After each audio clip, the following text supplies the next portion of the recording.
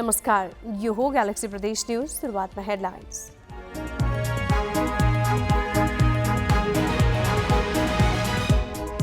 उच्च अदालतको आदेशपछि कर्णालीका नवनियुक्त मन्त्री वीरबहादुर शाहीको शपथ रोकियो। मन्त्री परिषदलाई समावेशी बनाउन निर्देशन। काभ्रेका अधिकांश खानी तथा क्रसर उद्योगले पूरा गरेनन् मापदण्ड। कारबाहीका लागि सिफारिस गरिए पनि निर्वाध सञ्चालन अनुगमन औपचारिकतामै सीमित। दैलेखको छडुङ आधारविद विद्यालयमा 5 शिक्षकका 1 विद्यार्थी। जिल्लाका अधिकांश विद्यालयमा कहीँ शिक्षक छैनन्, कहीँ विद्यार्थी। र आयातितले बजार ओगटेपछि 5 थरमा स्थानीय जातका कागती मासियो। उत्पादन बढेको कृषि ज्ञान केन्द्रको तथ्याङ्क व्यवहारमा देखिएन।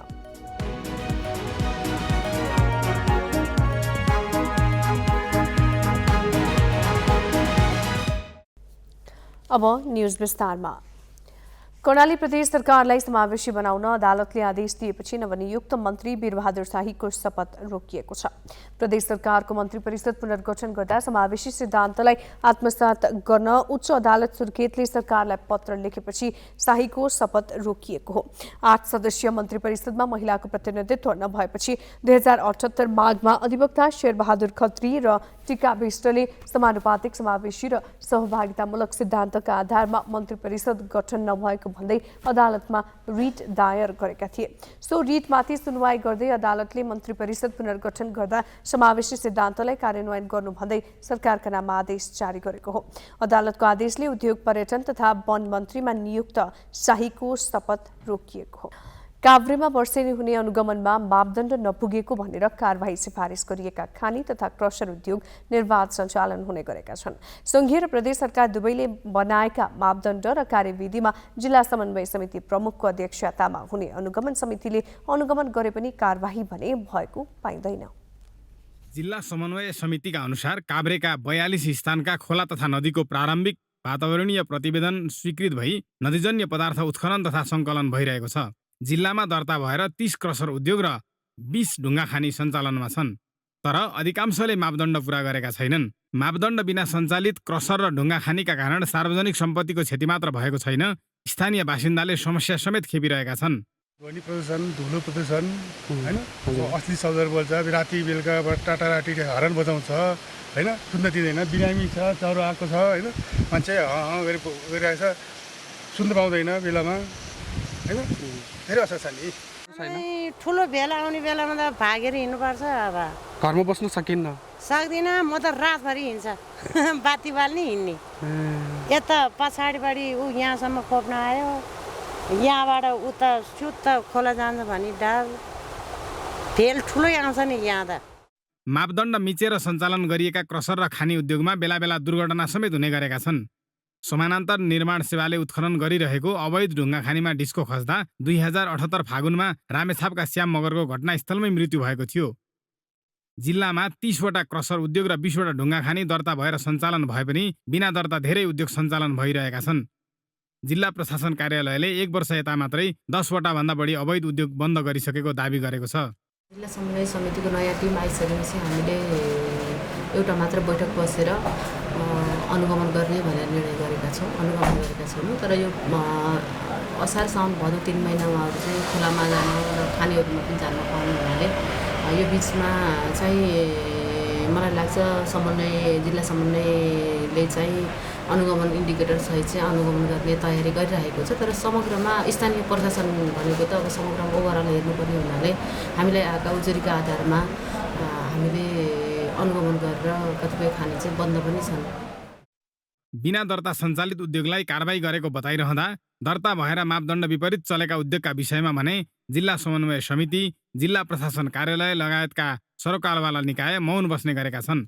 पनौती नगरपालिकाको नैटिङ टारमा सडकबाट 100 मिटरको दूरीमा सञ्चालित धनेश्वर रोडा ढुङ्गा उद्योगका विषयमा कुनै निकाय बोल्दैनन्। बेथान चोकमा पनि चण्डेश्वरी रोडा ढुङ्गा उद्योग अवैध ढङ्गले निर्वाध सञ्चालन भइरहेको छ। अनुगमन र कारबाहीको जिम्मा पाएका निकायले बिना दर्ता होस् या दर्ता भएका दुवैलाई कानुनी दायरामा ल्याउन जरुरी छ। ग्यालेक्सी फुकेका लागि काभ्रेबाट पूजन धितालको रिपोर्ट। आज देशभर जनै पूर्णिमा पर्व मनाइएको छ। अरुन्धती सहित कश्यप, अत्रि, भारद्वाज, विश्वामित्र, गौतम, जगदनी, वशिष्ठ र अगस्त्य गरी 8 ऋषिलाई पूजा एवं तर्पण गरी जनै पूर्णिमा मनाइएको हो। आज वैदिक सनातन धर्मावलम्बीले नदी, ताल, तलाउ, पोखरीमा गई स्नान गरेर गुरु पुरोहितबाट नयाँ जनै फेरि रक्षाबन्धन धारण गरेका छन्। रक्षा धागो धारण गरेमा नकारात्मक तत्त्वबाट सुरक्षा प्राप्त हुने धार्मिक विश्वास छ। आजकै दिन नेवारी समुदायमा 11 थरीका गेडागुडी भिजाई टुसा उमारेर बनाइएको क्वाटी खाने चलन छ। आज नेवारी समुदायले गाई जात्रा निकालेका छन्। दिवंगत आफन्तको सम्झनामा काठमाडौँ, भक्तपुर, ललितपुर सहित पाल्पा, दोलखा लगायतका जिल्लामा गाई जात्रा निकालिएको हो। काभ्रेको गोसाई स्थानमा 2 वर्षपछि भव्य मेला लागेको छ। यस्तै जनै पूर्णिमाको अवसर पारेर सिन्धुपाल्चोकको प्रसिद्ध धार्मिक तथा पर्यटकीय स्थलमा दर्शनार्थीको घुइँचो बढेको छ। सिन्धुपाल्चोकको 5 पोखरी, रैथानेश्वर, नौलिङ्गेश्वर, भैरवकुण्ड लगायतका क्षेत्रमा मेला लागेको छ। रसुवाको गोसाई कुण्डमा पनि मेला भर्नेको घुइँचो लागेको छ। आजैका दिन तराई क्षेत्रका दिदीबहिनीले दाजुभाइलाई राखी बाँध्ने प्रचलन छ।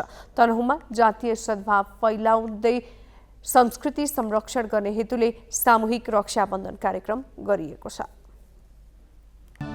ब्रेकपछि बाँकी न्यूज। नेपालको शिक्षा नीतिमा पहाडी क्षेत्रमा 45 विद्यार्थी बराबर 1 जना शिक्षक हुनुपर्ने व्यवस्था छ। तर दैलेखका अधिकांश विद्यालयमा शिक्षा नीति अनुरूप शिक्षक विद्यार्थी अनुपात मिलेको पाइँदैन। कतै शिक्षकको तुलनामा विद्यार्थी निकै कम छन् त कतै विद्यार्थीको तुलनामा शिक्षकको अभाव छ। कतिपय विद्यालयमा त शिक्षक भन्दा विद्यार्थी नै थोरै छन्। दैलेखको दुल्लु नगरपालिका 13 मा रहेको छडुङ आधारभूत विद्यालयमा 5 जना शिक्षक छन्। विद्यालयमा 1 जना मात्रै विद्यार्थी अध्ययनरत छन्। विद्यालयमा 25 जना विद्यार्थी भर्ना भए पनि 1 जना मात्रै नियमित उपस्थित हुन्छन्। बाहिरबाट हेर्दा विद्यालयको भौतिक संरचना आकर्षक देखिने भए पनि भित्री संरचनाको अवस्था नाजुक छ। 1 जना मात्रै विद्यार्थी भएर होला कक्षा कोठामा बेन्च छैन। विद्यार्थी नआए पनि 1 कर्मचारी सहित 6 जनाले बसेरै दिन कटाउँछन्। कामै नगरी पारिश्रमिक बुझ्दछन्। विद्यालयका प्रधानाध्यापक पनि नियमित हुँदैनन्।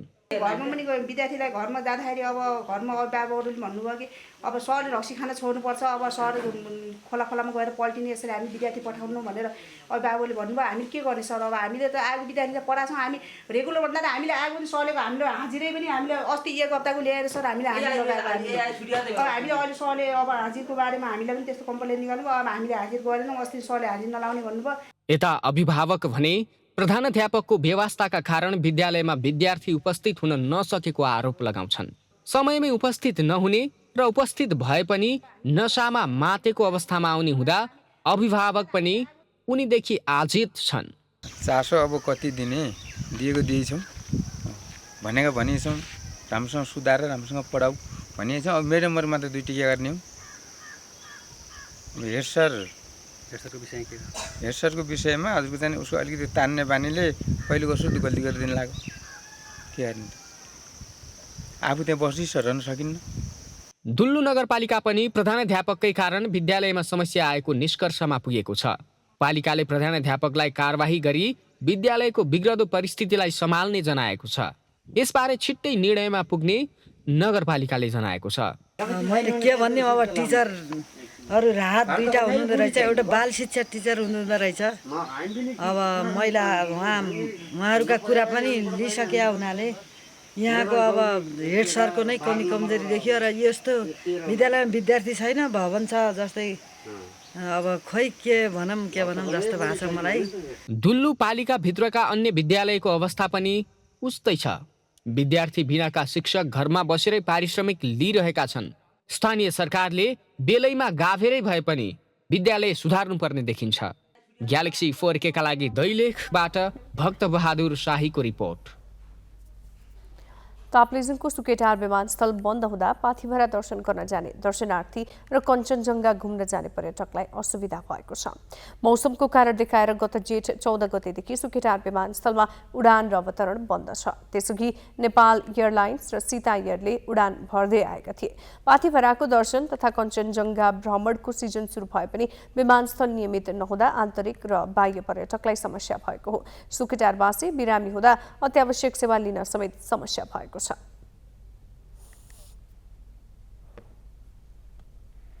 राम्रो व्यापार बिजनेस त हुँदैन। फ्लाइट चल्यो भने चाहिँ राम्रै हुन्छ यहाँ। अनि यात्रा बिमारी भइहाल्यो भने फेरि गाडीमा जानु ओर्नु भन्दा नि अब हस्पिटलबाट रिफर गरेको यहाँ प्यासेन्जरहरू आइपुग्छ यहाँ। अनि तिनीहरूलाई बेलामा फ्लाइट नआउने, आयो भने कहिले कहिलेमा ढिला गरिदिने, त्यसले गर्दाखेरि यहीँ मर्ने सम्भावना धेरै हुन्छ। फिक्स फ्लाइट भइराखेकै छैन अहिलेको अवस्थामा चाहिँ, यो बर्खामा चाहिँ। सुकेरा विमानस्थलमा नियमित र भरपर्दो उडान भए पर्यटन प्रवर्धनमा सहयोग पुग्ने अपेक्षा छ। सडक मार्ग भएर आवतजावत गर्दा समय र खर्च बढी हुने भएकाले तीर्थयात्री तथा पर्यटक घट्ने चिन्ता बढेको छ। विदेशीहरूको एकदम लिमिटेड टाइम हुन्छ। अब कुनैको 14 दिन, कुनैको 21 दिन हुन्छ। अब त्यही दिनभित्रमा चाहिँ कञ्चनजङ्घा नर्थ र साउथ बेस क्याम्प चाहिँ पुरै ट्रेक गर्न उनीहरू भ्याउँदैनन्।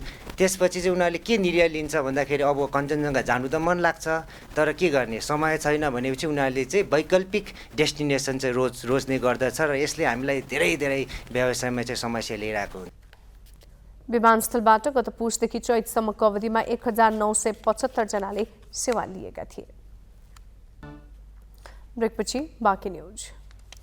5 वर्ष अघिसम्म पाँचथरमा जताततै कागती पाइन्थ्यो। बजारमा बिक्रीका लागि मात्र होइन, कोसेलीका रूपमा समेत पाँचथरको कागती बाहिरिने गर्थ्यो। अहिले न बजारमा कागती पाइन्छ न त बगानमै। भएका बगान पनि मासिसकेका छन्। बजारमा बाहिरबाट ल्याइएका कागती मात्र भेटिन्छन्। हिलिहाङ 6 का रघुनाथ अधिकारीका बारीमा अहिले कागतीका 1-2 बोट मात्र छन्।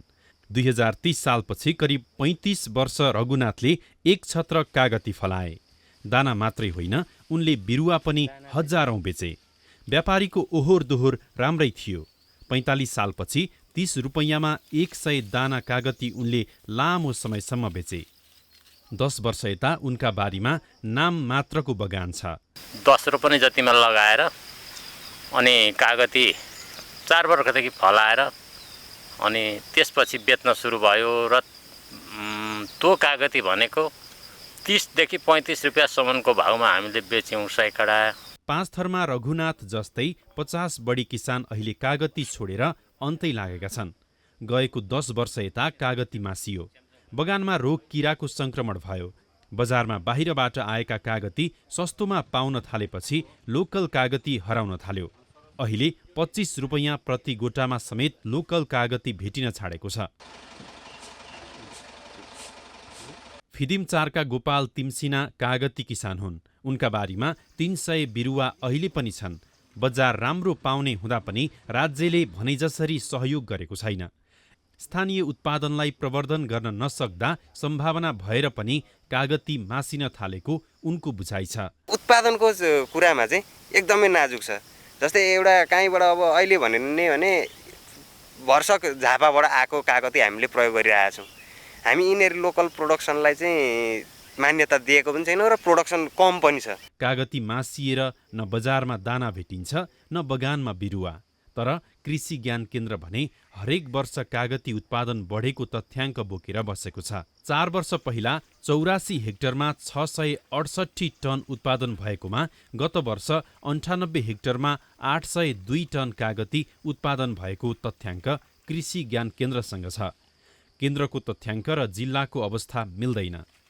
बढेको तथ्याङ्क पेश गर्ने केन्द्र आफै उत्पादन कम भएको स्वीकार छ। किरा लागेको हेरचाहको कमी, अर्को कुरा हाँगा सुक्ने अनि जरा कुहिने यी रोगहरूको पनि कमी। हामीले जति बिरुवा छ त्यसलाई छाँटकाँट गर्ने मलजल गर्नेतिर नगरेर पुराना बोट बिरुवाहरू चाहिँ मासिँदै गएको चाहिँ देखिन्छ। त्यसले गर्दा पनि उत्पादन चाहिँ अब पूर्ण रूपमा हुन सकेको छैन। गत वर्ष मात्रै केन्द्र मार्फत एउटा सहकारी र 3वटा फार्मले कागतीका लागि 2,50,000 का दरले अनुदान लिएका छन्। कागती बचाउन यो पर्याप्त छैन।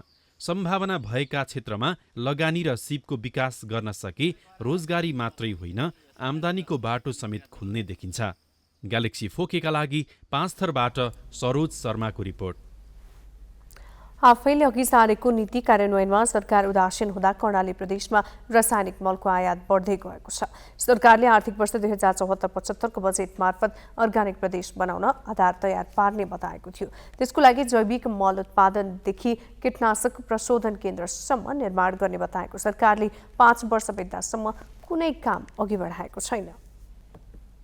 साङ्गरिक मलको प्रयोग बढाउँदै रासायनिक मलको प्रयोग घटाउने सरकारी लक्ष्यले अझै सार्थकता पाउन सकेको छैन। 10 जिल्ला रहेको कर्णालीमा सबैभन्दा बढी सुर्खेतमा ठूलो मात्रामा रासायनिक मल र कीटनाशक विषादी भित्रिने गरेको छ। आयातित मलले माग धान्न नसकेर किसान भौतारिनु पर्ने अवस्था समेत छ। मल पाइएको छैन, न सहकारीमा छ न मेडिकलमा छ, उसमा एग्रोभेटमा छ। पाइए पनि कहिले काहीँ पाइयो भने थोरै पाइन्छ, अनि 70-80 रुपियाँ केजी भन्छन्। के गर्ने, मल नहाल्दासम्म धानै हुन्न। धान उत्पादन धेरै हुने अपेक्षामा किसानले वर्षेनी युरिया मलको प्रयोग बढाउँदै लगेका छन्। रासायनिक मल विस्थापित गर्ने सरकारी कार्यक्रमको प्रभावकारी कार्यान्वयन नहुँदा पनि यसले प्रश्रय पाएको छ। प्रविधिको प्रयोग र किसानले गाईबस्तु पाल्न छोड्दा बालीमा रासायनिक मलको प्रयोग बाध्यकारी बनेको हो। अहिले मार्केटमा पनि त्यति राम्रो अब मलहरू नहुँदा, अब जे होस् भनेको टाइममा मल नपाउँदा, अब भए पनि मलहरू महँगी हुँदा अब खासै अब मलहरू पनि पाइरहेको छैन। अहिले जे होस् मलको मात्रा कम भइरहेको छ, त्यही भएर धान पनि त्यति राम्रो फस्टाएको छैन। गाई गोरुको मल हाल्ने गर्थ्यौँ पिना, त्यहाँबाट अहिले उत्पादन कम भएको हुनाले अहिले हामीले युरिया हाल्छौँ कि त्यही पनि सहकारीमा पाएन भन्नु पर्यो। अब कहीँ पाइयो भने पनि एग्रोभेटमा 70-80 रुपियाँ केजी भन्छन्, हाल्न सकिने स्थिति पनि छैन भनौँ।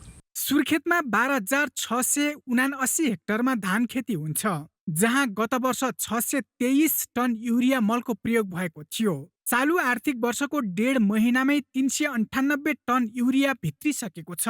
अर्ग्यानिक प्रदेश अभियान अन्तर्गत मेरो किसान मेरा अन्नदाता, किसानलाई पुरस्कार लगायतका कार्यक्रम नारामै सीमित छन्। सुर्खेत जिल्लामा 78-79 को असार मसान्तसम्म हाम्रो 623 मेट्रिक टन युरिया बिक्री भएको छ सुर्खेत जिल्लामा। र अहिले जुन 79-80 जुन साउनदेखि यता चाहिँ हाम्रो यो आर्थिक वर्ष सञ्चालन भयो, यो आर्थिक वर्षमा कृषि सामग्री कम्पनी र साल ट्रेडिङबाट दुईटैको जोड्दाखेरि 398 मेट्रिक टन चाहिँ युरिया बिक्री भएको तथ्याङ्क छ हामीसँग। छिटो फलाएर बढी उत्पादन लिने लालसामा बालीमा विषादी प्रयोग बढ्दै गएको छ। सरकारी नियमन प्रभावकारी नहुँदा व्यावसायिकताका नाममा बालीमा विषादी प्रयोगले बढोत्तरी पाएको हो। यसमा न्यूनीकरण गर्न सरकारले कार्यक्रम घोषणा मात्रै गरेर पुग्दैन, कार्यान्वयनमा तदारुकता पनि देखाउनुपर्छ। ग्यालेक्सी फुकेका लागि सुर्खेतबाट बसन्त भण्डारीको रिपोर्ट। हामी ग्यालेक्सी प्रदेश न्यूजको अन्तमा छौँ। जाँदै हेडलाइन्स।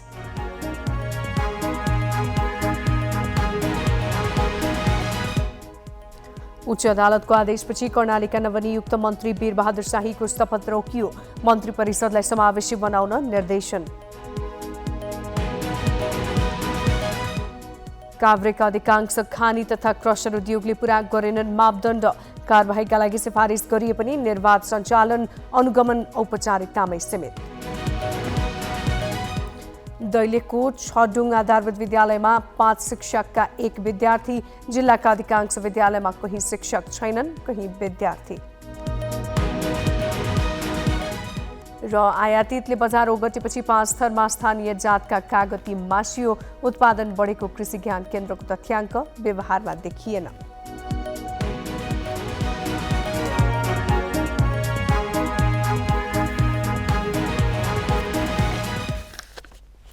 ग्यालेक्सी प्रदेश न्यूज अहिलेलाई सकियो। राति 8 बजे ग्यालेक्सी न्यूज आवर लिएर आउनेछौँ। नमस्ते।